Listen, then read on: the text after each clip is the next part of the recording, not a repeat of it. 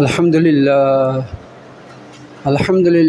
नहमदुहु व नस्तईनुहु व नस्तगफिरुह व नु'मिनु बिहि व नतवक्कलु अलैहि व नऊज़ु बिल्लाहि मिन शुरुरि अनफुसिना व मिन सय्यिआति अअमालिना मय यहदिहिल्लाहु फला मुदिल्ल लहु व मय युद्लिलहु फला हादिय लहु वअशहदु अल्ला इलाहा इल्लल्लाह वहदहु ला शरीका लहु वअशहदु अन्ना मुहम्मदन अब्दुहु व रसूलुहु अम्मा बाद फ़इन्ना खैरल हदीसी किताबुल्लाह व खैरल हदी हदी मुहम्मद सल्लल्लाहु तआला अलैहि वसल्लम व शर्रल उमूरि मुहदसतुहा व कुल्लु मुहदसतिन बिदअह वकुल्लु बिदअतिन दलालह वकुल्लु दलालतिन फिन्नार।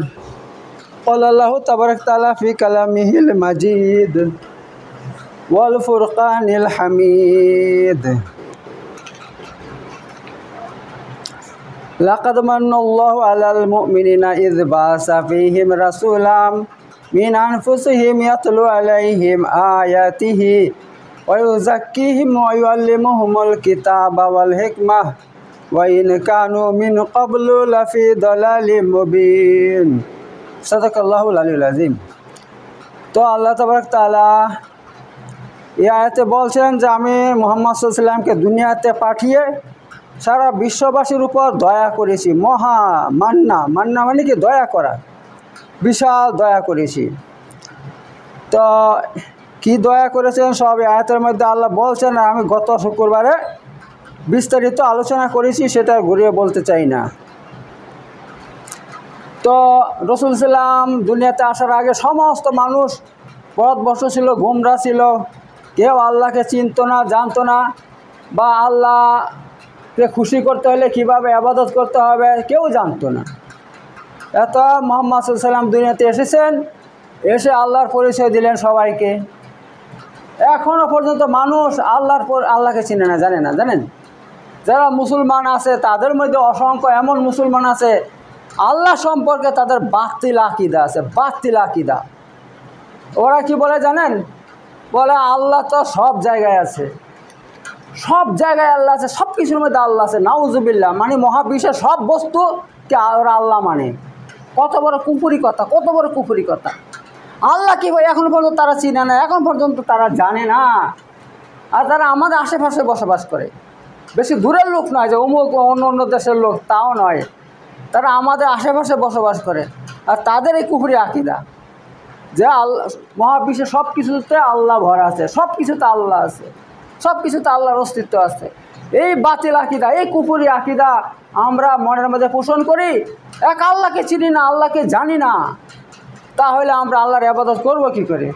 এত মুহাম্মদ সাল্লাল্লাহু আলাইহি ওয়াসাল্লাম দুনিয়াতে এসেছেন, এসে আল্লাহ বলছেন আল্লাহ সম্পর্কে যে আল্লাহ আর রহমানু আলাল আরশি ইস্তাওয়া, দয়াময় আল্লাহ মহাবিশ্বের কোনো জায়গাতে নেই, কোনো বস্তুতে নেই, তিনি একমাত্র আরশের উপরে আছেন। আল্লাহর যত মাখলুক আছে, আল্লাহ যা সৃষ্টি করছেন তাকে মাখলুক বলা হয়। সমস্ত মাখলুক থেকে বড় মাখলুক হচ্ছে আরশ।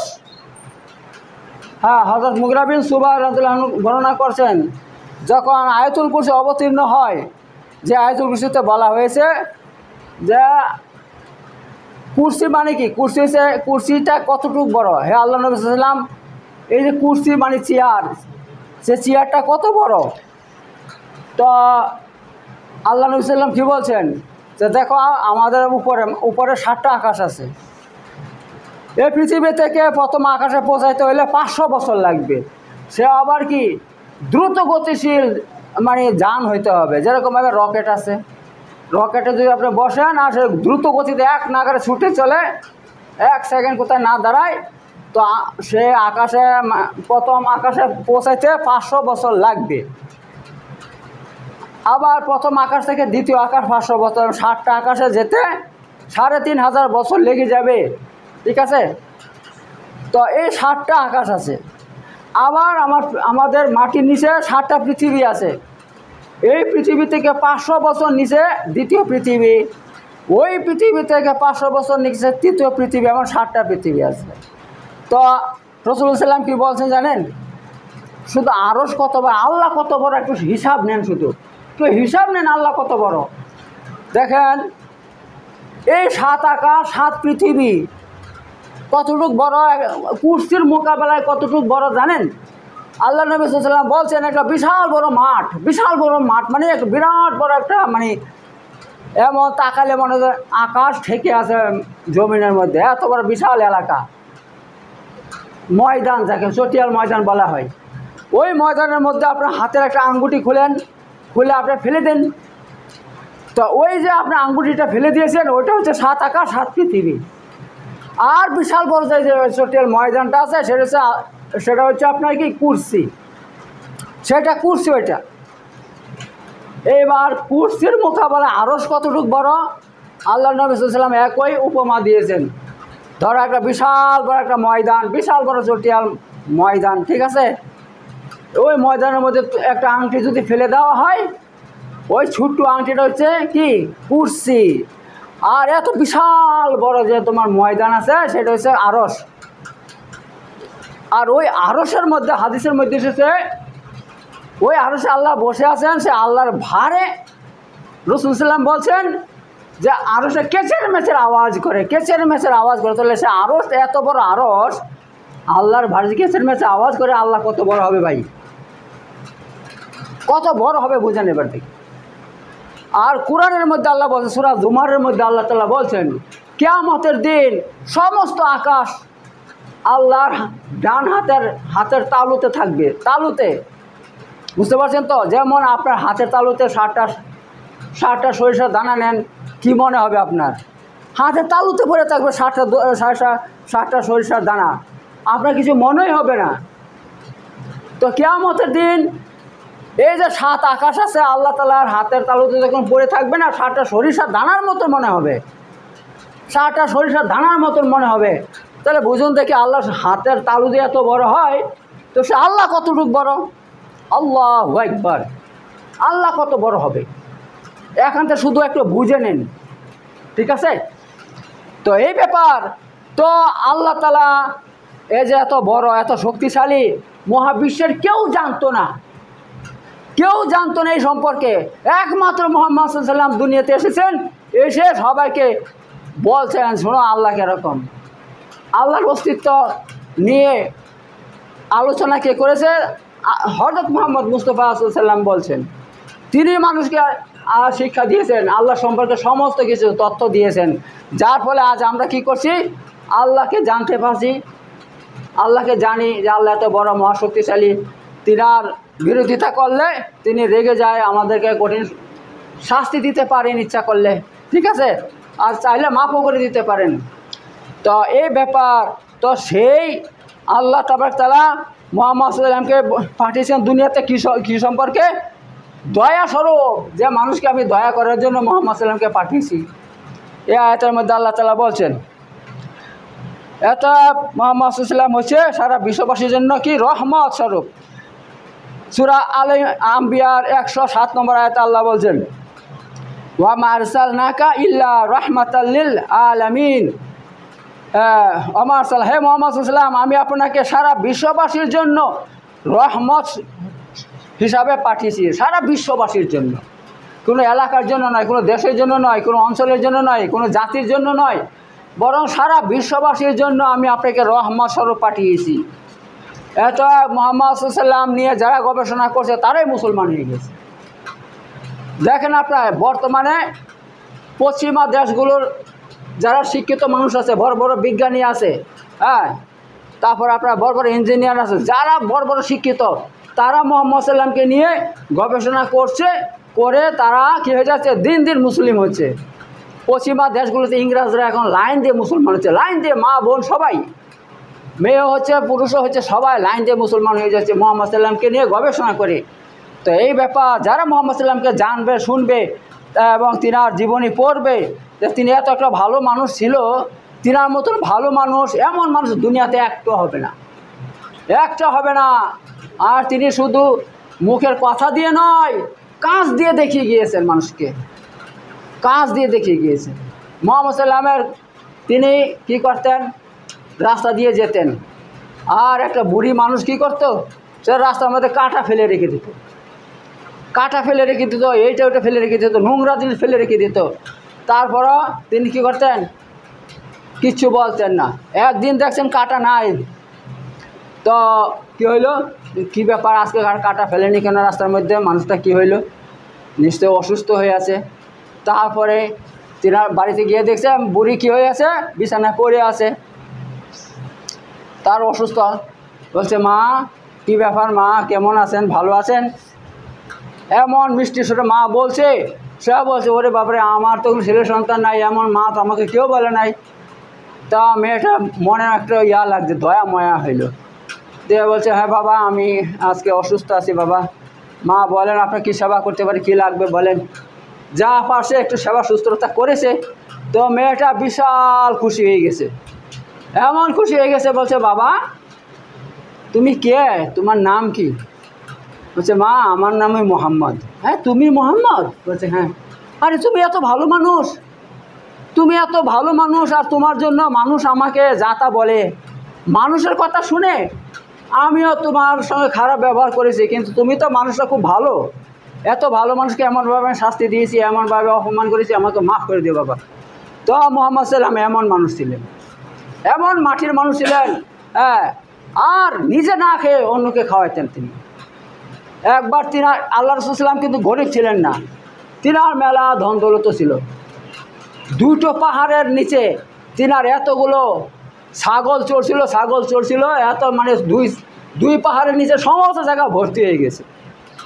তা এক ব্যক্তি এসে বলছে, যে আমার খুব অভাব এই সেই, তো আমাকে যদি কিছু দেন ছাগল খুব ভালো হয় তাহলে। তখন বলছে, যাও তুমি এগুলো তুমি যা পারো সব নিয়ে নাও, তুমি যা পারবে এখান থেকে নিয়ে নাও। সে কী করছে, যে এত ছাগল ছিল সব ডাকাইতে লেগেছে, সব ডাকিয়ে নিজের বাড়িতে নিয়ে চলে যাচ্ছে। আল্লাহ নবী সাল্লাম বলছে, যাও তুমি যা পারো নিয়ে যাও, আর সে ডাকিয়ে সবই নিয়ে চলে গেছে।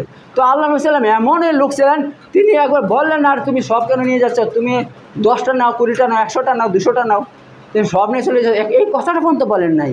তো কত ভালো মানুষ এখান থেকে তিনি চিনেন। আপনারা মুহাম্মদ সাল্লাম কত ভালো মানুষ এখান থেকে একটু ধারণা করেন, এত ভালো মানুষকে হইতে পারে দুনিয়াতে, কখন হইতে পারে না। এত তিনি যদি রহমত না হবেন সারা বিশ্ববাসীর জন্য, তাহলে আর কে হতে পারে। এই জন্য আল্লাহ তাআলা বলছে, ওয়া মা আরসালনাকা ইল্লা রাহমাতাল লিল আলামিন, হে মুহাম্মদ সাল্লাল্লাহু আলাইহি সাল্লাম, আমি আপনাকে সারা বিশ্ববাসীর জন্য রহমত করে পাঠিয়েছি। সূরা আম্বিয়া আয়াত নম্বর 107। তেমনি আল্লাহ নবী সাল্লাল্লাহু আলাইহি ওয়াসাল্লাম বলছেন, ইয়া আইয়ুহান নাস ইন্নামা আনা রাহমাতান মুহতাদান, হে মানুষ, হে লোক সকল, আমি তোমাদের কাছে আল্লাহর রহমত স্বরূপ এবং মুহতাদান এবং রহমতি উপহার তোমাদের নিকট আল্লাহর পক্ষ থেকে আমি, এ কথা আল্লাহ রাসূল সাল্লাম বলছেন। তো আল্লাহ তাবারক তাআলা রাসূল সাল্লামকে অন্য জায়গায় কোরআনের আয়াতের মধ্যে সূরা আহজাবের 46 নম্বর আয়াতে সিরাজা মুনিরা, যে হে আল্লাহ নবী সাল্লাল্লাহু আলাইহি ওয়াসাল্লাম, আপনি হচ্ছেন সব থেকে উজ্জ্বল একটা প্রদীপ আলো, বুঝতে পারছেন তো, চেরাগ যাকে বলে, আমি উজ্জ্বল প্রদীপ আপনি। সিরাজা মুনিরা কাকে বলে, যেরকম সূর্য একটা উজ্জ্বল আলো, ঠিক আছে, এরকম জিনিসকে সিরাজা মুনির বলা হয়। তো আল্লাহ নবী সাল্লামকে সূর্যের আলোর সঙ্গে তুলনা দিয়েছেন আল্লাহ তাবারক তাআলা, যে আপনি একটা কি উজ্জ্বল প্রদীপ। এবার দেখেন, যখন রাত হয় অন্ধকার হয়ে যায়, সারা বিশ্ব অন্ধকারে ঢেকে যায়। যখন সকালে সূর্য উঠে, সূর্যের আলোতে সমস্ত অন্ধকার পালিয়ে, তখন কি হয়, গোটা পৃথিবীটা আলোময় হয়ে যায়, অন্ধকার থাকে না। এখান থেকে তাকাবেন, ওই যত পাশে গ্রাম দেখা যায় সেই পর্যন্ত আপনি দেখতে পাবেন। এর মধ্যে কেউ কোনো মানুষ থাকলে, গরু থাকলে, বাচ্চা থাকলে সেটা নজরে পড়ে, ঠিক আছে। তো কিসের কারণে? শুধু সূর্যের কারণে, সূর্যের একটা আলোর কারণে, সিরাজা মুনির। তেমনইভাবে মুহাম্মদ সাল্লামকে আল্লাহ তাআলা কেন তুলনা করলেন, একটা উজ্জ্বল প্রদীপ কেন বললেন? এই জন্য যে আল্লাহ নবী সাল্লাম একটা উজ্জ্বল প্রদীপ ছিলেন।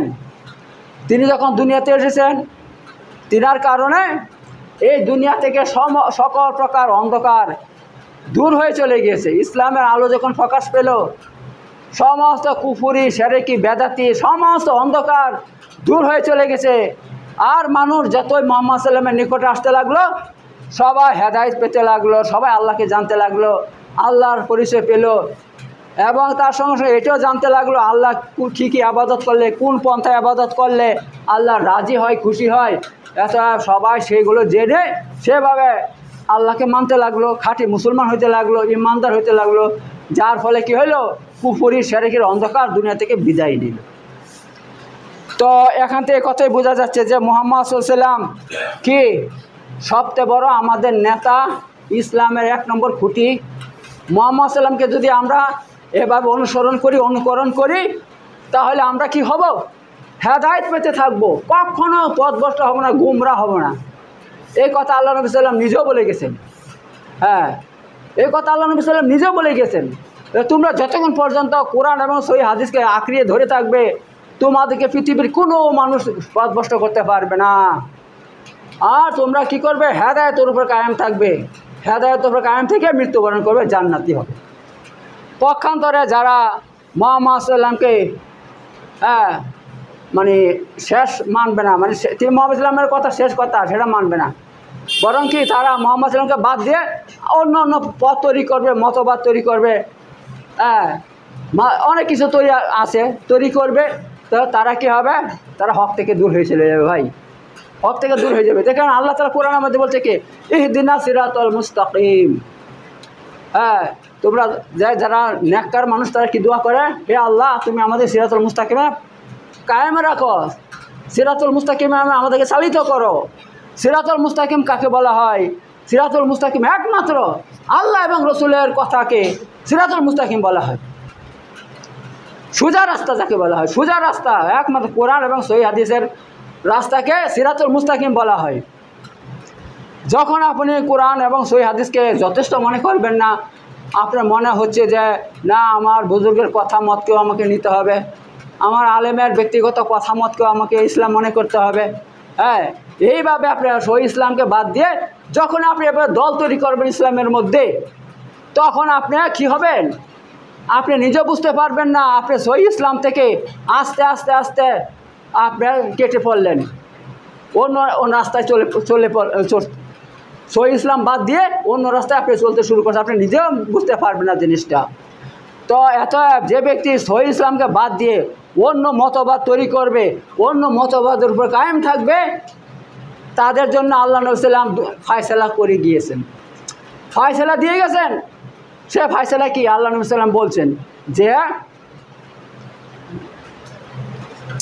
আল্লাহ নবী সাল্লাম কি বলছেন যে দেখো ইহুদিরা 71 দলে বিভক্ত ছিল, ইহুদিরা 71 দলে বিভক্ত ছিল, তাদের মধ্যে একটা দল জান্নাতে আর বাকি 70টা দল জাহান্নামে। খ্রিস্টানরা 72 দলে বিভক্ত ছিল, তাদের একটা জান্নাতি আর বাকি সব জাহান্নামী। আমার উম্মত 73 দলে বিভক্ত হবে, আমার উম্মত 73 দলে বিভক্ত হবে, তার মধ্যে একটা দল জান্নাতে যাবে আর বাকি সব জাহান্নামে যাবে। সাহাবারা বললেন, হে আল্লাহ নবী সাল্লাম, সে জান্নাতি দল কোনটা তাহলে সেটা বলে দেন। সেটা হচ্ছে ওই দল যার মধ্যে আমি আছি আর আমার সাহাবারা যাকে অনুসরণ করে। বুঝতে পারছেন তো? এবার বুঝে নিন, যার উপর আমি আছি আর আমার সাহাবারা যাকে অনুসরণ করে। এবার আপনারা বলেন দেখি, সাহাবারা কি আল্লাহ নবীকে বাদ দিয়ে অন্য কোনো দল, পথ, কোনো মাযহাব মেনেছিল? কখনো মানেনি। তারা সবসময় আল্লাহ নবীকে ফলো করতো, যে এই আমলটা আল্লাহ নবী সাল্লাম কেমন করে করতেন, আমরা সেভাবে করব। এবং যখন কোনো মশলার দরকার হইতো এলান করতো, আচ্ছা এই ব্যাপারে আল্লাহ নবী সাল্লাম কোনো ফায়সালা দিয়েছে, কারো জানা আছে? তো সাহাবারা যাদের জানা থাকতো সে উঠে দাঁড়ায় বলতো, হ্যাঁ আল্লাহ নবী সাল্লাম এই ব্যাপারে এই ফায়সালা দিয়েছেন, এই কথা বলেছেন। তখন সবাই সেটা মেনে নিত, সেভাবে আমল করত। মানে তারা সব ক্ষেত্রে আল্লাহ নবীর কথাকে প্রাধান্য দিত, সেভাবে আমল করত। ওই পথ, ওইটাই হচ্ছে জান্নাতি পথ। যারা আল্লাহ নবীকে বাদ দিয়ে অন্য পথে চলবে, অনেক মাযহাব তৈরি করবে বা যে কিছু করবে, সেগুলো আর একদম চোখ বন্ধ করে সেগুলো মানবে, দেখবেও না সে যে এই মাযহাবের সমস্ত জিনিস আল্লাহ মানে হাদিসের সঙ্গে, কোরআনের সঙ্গে মিল আছে কি নাই সেটা দেখবেও না। অন্ধের মতো অনুসরণ করবে সেইগুলো, তাহলে সেইগুলো একদম হারাম ভাই। কারণ ইসলামের মধ্যে একমাত্র আল্লাহ এবং রসুল ছাড়া অন্য কারো পথ কথা মত কিনু চলবে না, সেগুলো একদম চলবে না। এই জন্য আল্লাহ তাআলা এখানে বলছেন, আল্লাহ নবী সাল্লাম কি সিরাজা মুনিরা, সবচেয়ে বড় উজ্জ্বল প্রদীপ, আর এই প্রদীপকে আমাদেরকে অনুসরণ করতে হবে। আল্লাহ তাআলা কোরআনের মধ্যে বলছেন, ইয়া আইয়ুহান নবী ইন্না আরসালনাকা শাহিদা ওয়া মুবাশশিরা ওয়া নাযিরা ওয়া দাইয়ান ইলাল্লাহ বিইذনিহি। হ্যাঁ নবী সাল্লাল্লাহু আলাইহি সাল্লাম, আমি আপনাকে পাঠিয়েছি দুনিয়ার মধ্যে শাহিদান। হ্যাঁ, শাহিদান মানে কি ঘাওয়া, সাক্ষী দেওয়া, সাক্ষী দেনেওয়ালা, সাক্ষী দেনেওয়ালা। আপনি কি আমাদের সাক্ষী দিবেন যে আমি আমার জাতির নিকট ইসলাম পৌঁছিয়েছি, কিন্তু তারা অনেকে মেনেছে অনেকে মানে নাই, অনেকে মেনেছে অনেকে মানে না। আল্লাহ নবী সাল্লাম সাক্ষী দিবে সেই জাতি সম্পর্কে। আচ্ছা, আর কি মুবাশশিরা, এবার সুসংবাদ দাতা হিসাবে আমি দুনিয়াতে পাঠিয়েছি আপনাকে, কী করে সুসংবাদ দাতা হিসাবে। অর্থাৎ আল্লাহ নবী সাল্লাম দুনিয়াতে এসে আমাদেরকে সুসংবাদ দিচ্ছেন কিসের? যারা যারা আল্লাহকে মানবে, ইসলামকে মানবে, যারা পাঁচ ওয়াক্ত নামাজ পড়ে রোজা রাখবে, হ্যাঁ, আরও যারা যা কিছু জিকির আজকার আছে, কোরআন তেলাওয়াত আছে, হ্যাঁ, হজ জাকাত, এই সমস্ত কাজ যারা করবে আল্লাহকে খুশি করবে, আর যারা এই অবস্থায় ঈমান নিয়ে মরে যাবে তো আল্লাহ তাআলা তাদেরকে জান্নাত দান করবেন। তো এই সুসংবাদ দেওয়ার জন্য আমি আপনাকে পাঠিয়েছি। ওয়া নাজিরা, এবং ভীতি প্রদর্শনকারী।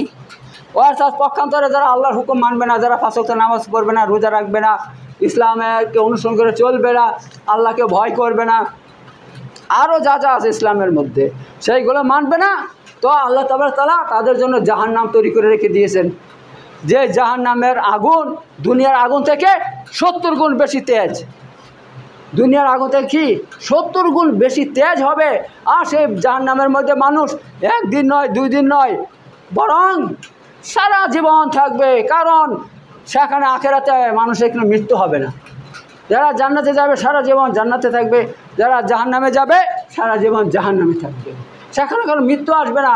এত জাহান্নামীরা অনন্ত অসীমকাল এই জাহান্নামের আগুনে আযাব ভোগ করতে থাকবে। শুধু সেখানে এক রকমের শাস্তি নয় যা শুধু আগুন আপনাকে জ্বালাবে, বরং সেখানে বড় বড় বিচ্ছু আছে, উটের মতন বড় বড় বিচ্ছু। একবার দংশন করলে 40 বছর পর্যন্ত তার যন্ত্রণা যাবে না, ঠিক আছে। আর সেখানে জাক্কুম ফল আছে, কাঁটাদার ফল। যখন এত ভুক লাগবে, এত ভুক লাগবে, হ্যাঁ, ভুকে আমার চোখ একদমই অন্ধকার হয়ে যাবে। তখন আপনার সামনে জাক্কুম ফল যখন রাখা হবে, সেই ফল খাওয়ার নয়, খাওয়া যাবে না। সেই ফল যদি আল্লাহ নবী সাল্লাম বলছে, ওই জাক্কুম এক বালতি ফল যদি দুনিয়াতে ঢেলে দেওয়া হয়, তাহলে পৃথিবীর মধ্যে কোনো কিছু মানে আপনার হবে না, ঘাসপালা পর্যন্ত সেখানে তৈরি হবে না, ঘাসপালা পর্যন্ত উৎপন্ন হবে না তার দুর্গন্ধের কারণে। গোটা পৃথিবীর মধ্যে এক বালতি যদি জাক্কুম ফল ফেলে দেওয়া হয়, তার দুর্গন্ধে গোটা পৃথিবী এক দুর্গন্ধে ভর্তি হয়ে যাবে, এবং পৃথিবীতে কোথাও ঘাস পর্যন্ত জন্মাবে না। তাহলে বুঝেন দেখে সেই জিনিসটাকে ওরা খাবে, পেট ভরে খাবে, পেট ভরে খাবে। হ্যাঁ, খাওয়ার পর পানি পানি করে চিৎকার করবে, চিৎকার করবে। আল্লাহ কোরআনের মধ্যে বলে দিয়েছে, সেখানে সূরা হজের মধ্যে আল্লাহ বলে দিয়েছে, তখন তাদেরকে পানি কী করে দেওয়া হয় জানেন? মুখ দিয়ে খেতে দেওয়া হবে না, বরং গরম ফুটন্ত পানি, এমন গরম ফুটন্ত পানি সে মাথায় ঢেলে দিবে, মাথা সমস্ত গলে আতরি, পেট গলে আতরি ঘুরতে সব নিচে দিয়ে বের হয়ে চলে যাবে। হ্যাঁ, সব বের হয়ে চলে যাবে। তো এই নয় যে সে তার ধ্বংস হয়ে গেল, না, আবার মুহূর্তের মধ্যে আল্লাহ তাআলা তাকে আবার যেমন ছিল সেমন করে দেবে, যেমন ছিল সেমন করে দেবে। হাদিস এসেছে, কোরআনের মধ্যে আছে, আল্লাহ সূরা নিসার মধ্যে বলছেন, কুল্লামা নাদিজা জুলুদুম বাদদালনাম জুলুদান লিয়াযুকুল আযাব। সেখানে আল্লাহ বলছেন যে যখন তাদের চামড়া জ্বলে ছারখার হয়ে যাবে, তখন আমি সঙ্গে সঙ্গে আবার নতুন চামড়া তৈরি করে দেব। তো মুফাসসির কেরাম লেখছেন যে সেই 1 মিনিটের মধ্যে 70 বার, হ্যাঁ, পূর্বে 70 বার সঙ্গে সঙ্গে তাদেরকে চামড়াকে আল্লাহ নতুন করে তৈরি করে দেবেন। এইভাবে আপনার আযাবের কাজ চলবে চলবে চলবে, ঠিক আছে। এত হে নবী সাল্লাল্লাহু আলাইহি ওয়াসাল্লাম, আপনি এই সম্পর্কে তাদেরকে ভয় দেখান, আর এইটা কিন্তু এই নয় যা আজে বাজে কথা, একদম হক কথা, একেবারে এই ঘটনা ঘটবেই। মানুষ যখন মরবে, মরার পর দুটোর সম্মুখীন হবে, হয় জাহান্নামে যাবে না জান্নাতে যাবে। আর জাহান্নামে গেলেই তারা এরকম কঠিন শাস্তি পাবে। অতএব হে মুহাম্মদ সাল্লাম, আপনাকে আমি পাঠিয়েছি, তাদের সামনে এই সমস্ত কথা বলুন। আর কি দাইয়া নিলাল্লাহ, হে মুহাম্মদ সাল্লাম, আমি আপনাকে মানুষের নিকট দায়ী করে পাঠিয়েছি। দায়ী মানে কি? দিনের দাওয়াত দেনেওয়ালা। আপনি দিনের ইসলামের দাওয়াত দিবেন মানুষের সামনে, ইসলামকে রাখবেন সবার সামনে।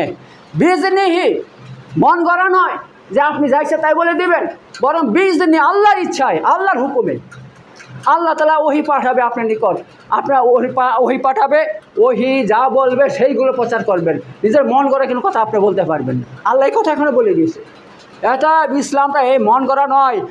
মুহাম্মদ সাল্লাল্লাহু আলাইহি ওয়াসাল্লাম যা কিছু বলছেন নিজের ইচ্ছাতে বলেন নাই, নিজের মন গড়া কিছু বলেন নাই, বরং আল্লাহর পক্ষ থেকে জিবরাইল আলাইহিস সালাম ওহী নিয়ে আসতেন, সেই ওহী মোতাবেক মানুষের সামনে ইসলাম প্রচার করতেন। এটা কোরআন তো একদম খাস ওহী, আল্লাহর হুকুম। আর সমস্ত হাদিস সেইটা ওহী। দেখেন, নামাজ 5 ওয়াক্ত নামাজ পড়তে হবে, 5 ওয়াক্ত নামাজ 5 টাইমে পড়তে হবে, কোরআনের মধ্যে তার কোনো আলোচনা নেই, বরং হাদিসের মধ্যে আল্লাহ সাল্লাম সে কথা বলে দিয়েছেন। তোমাদেরকে দিনে 5 ওয়াক্ত নামাজ পড়তে হবে 5 টাইমে। কখন কখন সময় বলে দিয়েছে, ফজর, জোহর, আসর, মাগরিব, এশা, ঠিক আছে? তা এগুলো কি আল্লাহ সাল্লাম নিজে বলছেন? না, সেটা আল্লাহর পক্ষ থেকে আল্লাহর হুকুমে বলেছেন, ঠিক আছে? তো এটা হে মুহাম্মদ সাল্লাল্লাহু আলাইহি ওয়াসাল্লাম, আপনার কি আর কি কাজ? ওয়া দাইয়ান ইলাল্লাহ বিইজনিহি, মানুষকে দাওয়াত দেবেন ইসলামের পথে, বিইজনি, আল্লাহর ইচ্ছায়। ও সিরাজা মুনিরা, আর আপনাকে পাঠিয়েছি আমি বিশাল মহা উজ্জ্বল প্রদীপ বানিয়ে। তো দেখছেন, আল্লাহ তাআলা মুহাম্মদ সাল্লামকে এই আয়াতের মধ্যে উজ্জ্বল প্রদীপ বলে আখ্যায়িত করেছেন। তো এ ব্যাপার এখন আরও অসংখ্য ব্যাপার আছে, তো এক সপ্তাহে তো হবে না, অনেক সপ্তাহ লেগে যাবে এই নিয়ে আলোচনা করতে। ইনশাল্লাহ আমি আবার সামনের সপ্তাহে এ নিয়ে বিস্তারিত আলোচনা করব। বারাকাল্লাহু ফিল আযীম ওয়া নাফা'না ওয়া ইয়াকুম বিযিকরিল হাকীম ইন্নাহু তাআলা জাওয়াদুন কারীমুন মালিকুল বারুর রাউফুর রাহিম।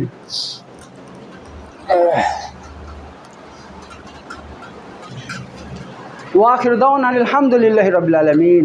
ইন্নাল্লাহা ইয়া'মুরু বিল আদলি ওয়াল ইহসান ওয়া ইতা'যিল কুরবা ওয়া ইয়ানহা আনিল ফাহশাই ওয়াল মুনকারি ওয়াল বাগই ইয়া'iযুকুম লা'আল্লাকুম তাযাক্কারুন। উযকুরুল্লাহ ইয়াযকুরকুম ওয়াশকুরু আলা নি'আমিহি ওয়া যিকরুল্লাহি আকবার ওয়াল্লাহু ইয়া'লামু মা তাসনাউন। সাদাকাল্লাহুল আলিয়্যুল আযীম।